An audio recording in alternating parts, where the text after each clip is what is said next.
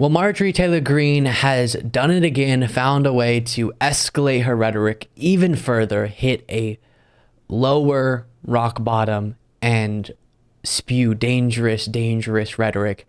This time saying maybe states should consider seceding from the Union. Take a look at this from X. If the Biden administration refuses to stop the invasion, she writes, of cartel-led human and drug trafficking into our country, states should consider seceding from the Union.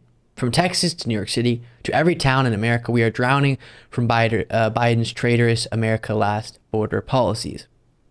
Now, this isn't a border segment. We've done them in the past. We've gone through the details of what I would do when it comes to immigration policy broadly, the southern border specifically, what Biden's actually doing. It's not what Marjorie Greene and others will characterize it as. It's very similar to Trump's border policies, very similar funding and resources and border security. Some notable differences when it comes to humanitarian stuff, which is good. He hasn't opened the border. That's just not factual. They can't point to policies that would indicate that. It's just nonsense.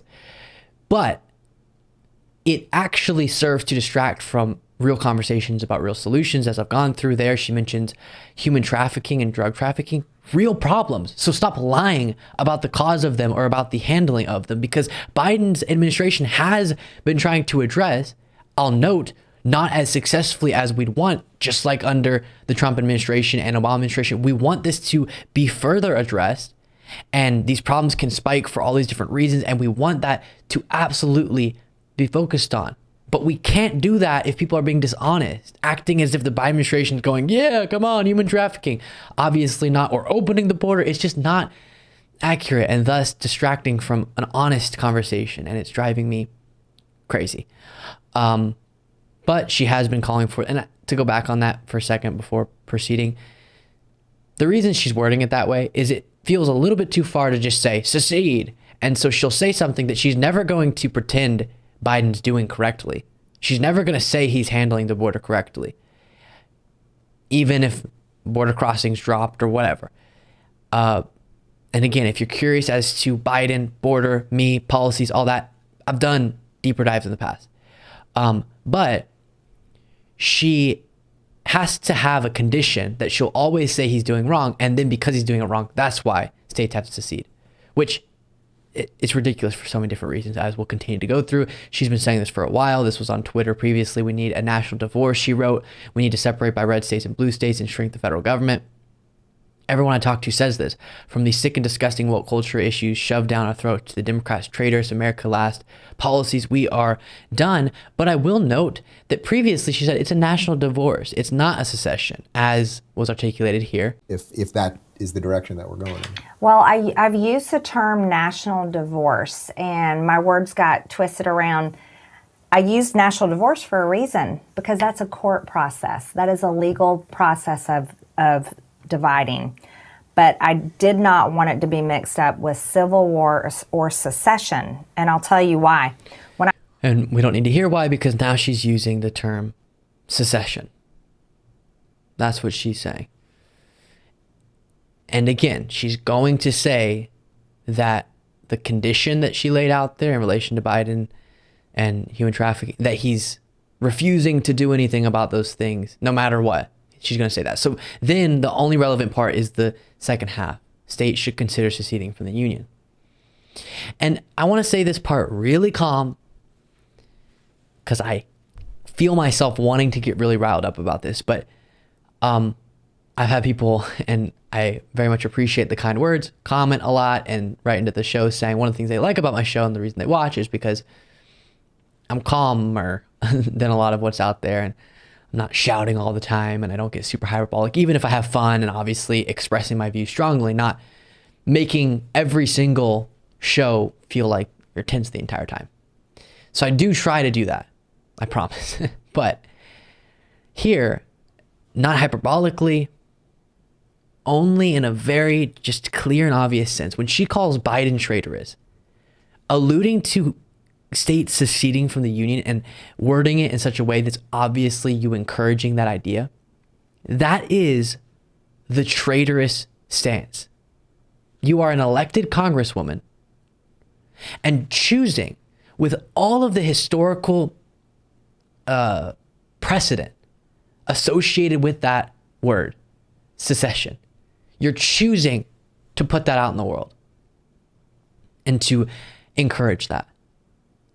That is, again, not, oh, my political opponent, you're all traitors. No. That rhetoric is traitorous rhetoric.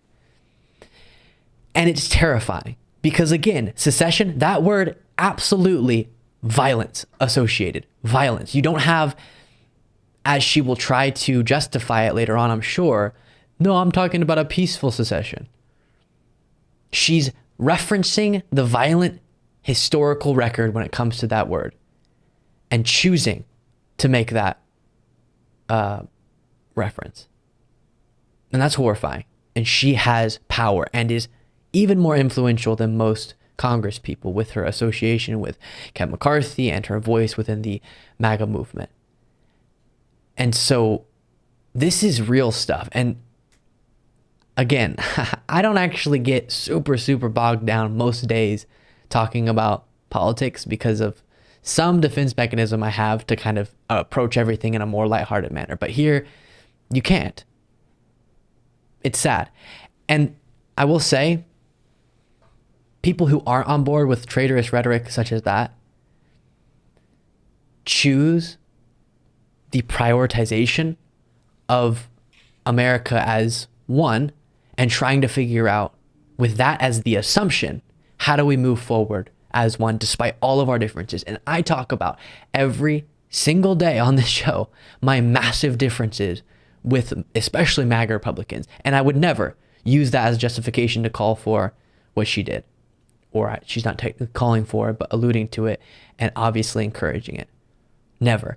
Despite the massive threat to democracy that is posed by the ideology associated with Donald Trump because of his actions that we've gone through extensively.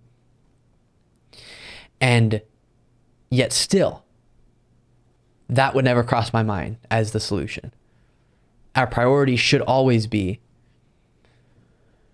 first, we are one country. We're not going to end America as we know it, and we're going to figure out how to proceed with that assumption. And also, I might add, as I have in the past, logistically, it makes no sense geographically how you would do that, the states, but you have really blue cities in the middle of a red state or red parts of a blue state. It's not as simple as she pretends like it would be, because a red state seceding would be just disastrous in so many different ways. Again, because of the current political divide as it is laid out onto kind of your geographical framework. So it's also illogical, but deeply dangerous. And she is the face of the modern Republican Party. That's horrifying. Make sure you're subscribed to this YouTube channel. Thank you so much for watching. If you want to be a part of what makes this show possible, plus get access to the full video version of the show hours before all the clips are able to be uploaded to the YouTube channel, plus get the bonus show on the weekends, you can do so by going to lukebeasleyshow.com/membership. That's lukebeasleyshow.com/membership, and there's a link in the description.